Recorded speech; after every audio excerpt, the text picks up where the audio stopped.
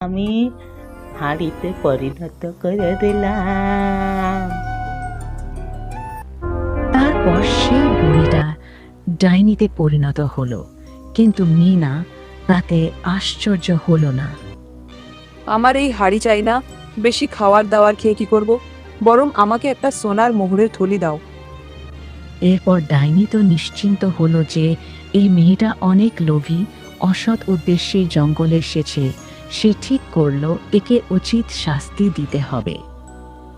ঠিক আছে নেমা,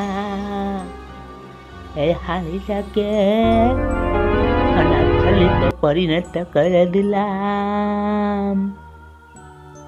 তখন মিনা মন থেকে অনেক খুশি হলো। মিনা সেই থলিটা খুলতেই একটা বড় বিষধর সাপ বেরিয়ে এলো ও সে ভয় পেয়ে গেল।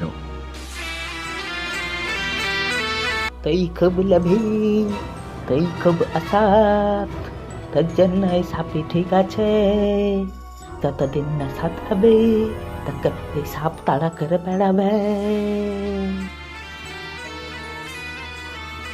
পর মুহূর্তেই রূপা তার বোন মিনাকে খুঁজতে খুঁজতে সেই জঙ্গলে তাদের সামনে উপস্থিত হলো, কারণ সে জানতো মিনা তার কথা শুনে নিয়েছিল আর সে নিশ্চয়ই ডাইনির কাছে পৌঁছাবে। ও ঠাকুমা, ও আমার বোন গো, ওকে ছেড়ে দাও, ও অনেক ছোট, ও অজান্তেই ভুল করে ফেলেছে। ও তাহলে তোর বোন, ও তো অনেক লোভী, ও তো শাস্তি হওয়া দরকার। তবে তুই যখন বলছিস ওকে ছেড়ে দিচ্ছি। তারপর মিনা তার ভুল বুঝতে পারে। সে সেই ডাইনির কাছে তার দিদি রূপার কাছে ক্ষমা চায়।